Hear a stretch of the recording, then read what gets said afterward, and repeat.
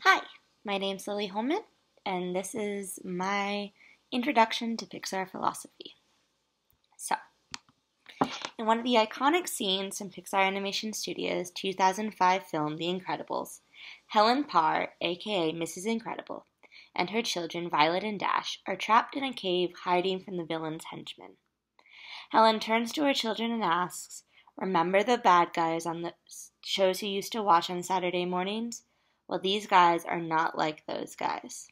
While Parr is only referring rather disturbingly to the fact that these bad guys will not hesitate to harm children, her warning manages to say a lot more about the film she is in and, more importantly, the studio that created it. These guys are not like those guys because they are Pixar creations and therefore not your typical cartoons. The Incredibles and the rest of the Pixar canon take place in worlds where things matter because things can be lost. Fictional realities with realistic emotional stakes are what Pixar has become known for, and this distinguishes their work in the field of contemporary animation.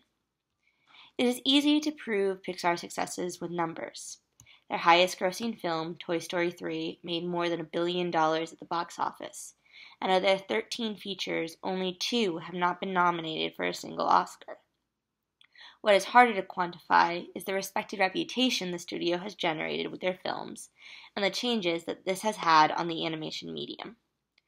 Film critic Wesley Morris might have put it best when in his obituary for Steve Jobs he wrote with regard to computer animation, quote, "This frontier made us nervous. No more hand-drawn animation?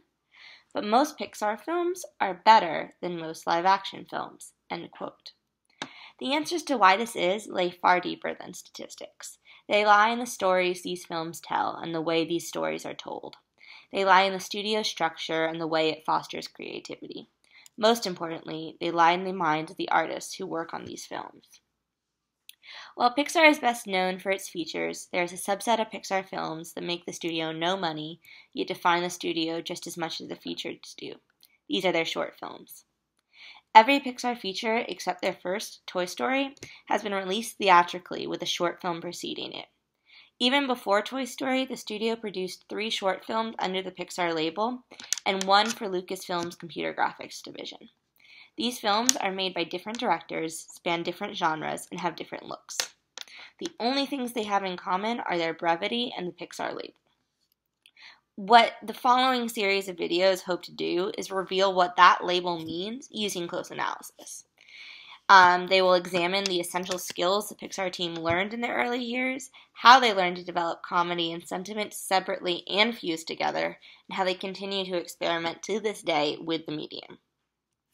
Ed Catmull, Pixar's president and co-founder, claims, quote, "Because everyone knows the shorts have no commercial value, the fact that we continue to make them sends a message that we care about artistry at Pixar. It reinforces, and affirms our values," end quote.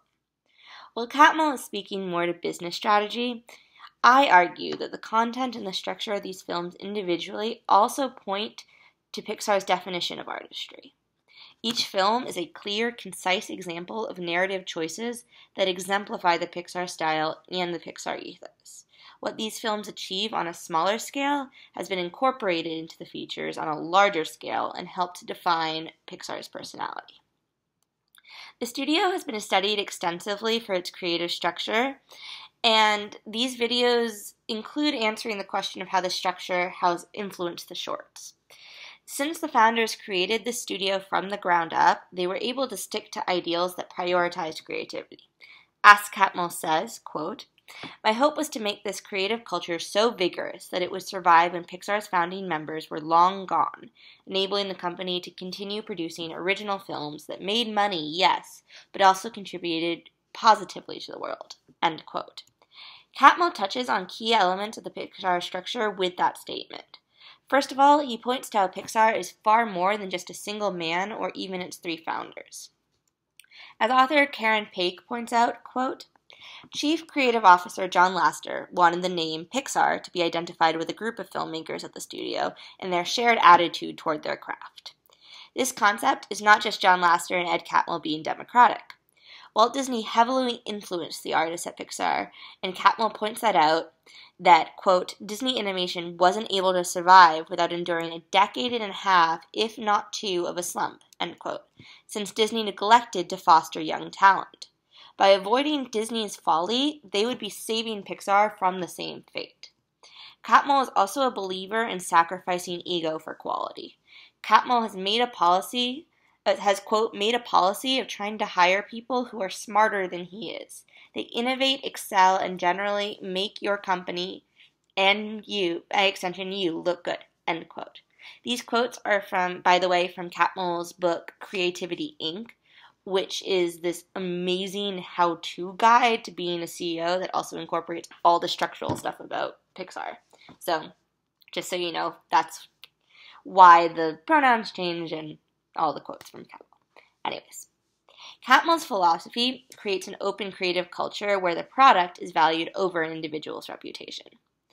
This sense of Pixar's priorities is the second important point in Catmull's statement about Pixar's culture. He later says, quote, making the process better, easier, and cheaper is an important aspiration, something we will continually work on, but it is not the goal. Making something great is the goal. It is only through that aspiration for something great that Pixar has been able to sustain its success. They refuse to settle for films they consider less than their best. There is a pride in their product. It is why critics like Wesley Morris respect Pixar so much. They have a tradition of quality. Composer Randy Newman put it best when he said, quote, they're clean, you know. They work hard for years and years and years, and it shows. Best of all, they have respect for their audience, end quote. Since their films have a tradition of and a sense of purpose, audiences feel respected and artists continue to want to work for them. Ed Catmull refers to the desire to continue to make original films long after the founders are gone. At Pixar, there's a strong sense of ownership for their films. They do not accept outside pitches, and all of Pixar's ideas and stories are developed internally. That, by the way, is a quote from their website. This cohesion is essential for the development of a Pixar brand. John Lasseter explains, quote, so often people come together to make a great movie and then just disband afterward. They might get people back together to do a sequel or something, but it is never quite the same. Our desire from the beginning was to build a studio. We wanted our people to be here for the long term, to be trained here, and to feel secure about staying. Through this philosophy, end quote. Through this philosophy, Pixar makes effective use of collaboration and has been able to store up enough institutional knowledge to learn from the mistakes of their past. A core group of creative people has contributed to each Pixar film, and as they have grown, so have the films. When audiences pay to see a Pixar film, they are paying for that group of filmmakers. The way that brand lasts is by those same filmmakers passing on their strategies and philosophies about life and movies down to younger generations. The way they have formalized this process is through something called the Brain Trust, which is an ever-shifting collective of experienced Pixar artists who gather and give feedback on each film during the production process. Catmull says, quote, if I could distill a brain trust meeting down to its most essential ingredients, it would be frank talk, spirited debate, laughter, and love. With these discussions, these films become products of many minds instead of just one. Sound designer and director Gary Rydstrom summarizes it when he says, quote, there's always the singular vision of the director making the film, but the project is open to comments and ideas from people not even on their team. The collaboration across projects is great. It makes you feel like you're part of a studio and not just doing a film and using the studio to accomplish it, end quote. Through these brain trust meetings, many visions become part of one brand. The process does not suppress the vision of the director, but it gives other artists a forum to help the director make it better. Since each person brings in their strengths and the lessons they have learned from the mistakes of their past, the films truly become a stronger, collaborative effort. These meetings allow Pixar's films to be considered as films made by a studio as opposed to a singular individual. Catmull and these other filmmakers have defined Pixar along three lines: utilitarianism, high-quality standard, and cohesion. What is missing from these elements is Pixar's personality. First of all, embedded within this culture is a sense of playfulness and positivity that finds its way into every film the group makes. As Catmull says, quote, at Pixar we are always had a pretty deep bench of jokesters and a core belief in having fun. This is best seen in Pixar, end quote. This is best seen in Pixar's comedies and the lighthearted spirit present in each film that adds appeal to all ages. Secondly, there's a sense of higher purpose to Pixar films that justifies the effort Randy Newman referred to in his statement. Catmull calls this an unspoken contract with the viewer that says we are striving to tell you something impactful and true. The impact comes through in the Pixar animators' manipulation of sentiment and the emotional realism in their films. These films may be mostly fantastical, but they are rooted in the experiences of the artists that created them. Lasseter explains this best when he refers to, quote, movies that sprung from people's hearts and connected in a real way with audiences, end quote. These are deeply personal films for those involved, and the hope is that they will end up being personal for the audiences as well. The reason that Pixar is ultimately so successful is because it was founded by men like Catmull, Lasseter, and the late Steve Jobs, who believe, quote, because they dig for deeper truths, their movies will endure, and Jobs found beauty in that idea, end quote. Catmull follows the statement by quoting Lasseter, speaking of, quote, the nobility of entertaining people, end quote.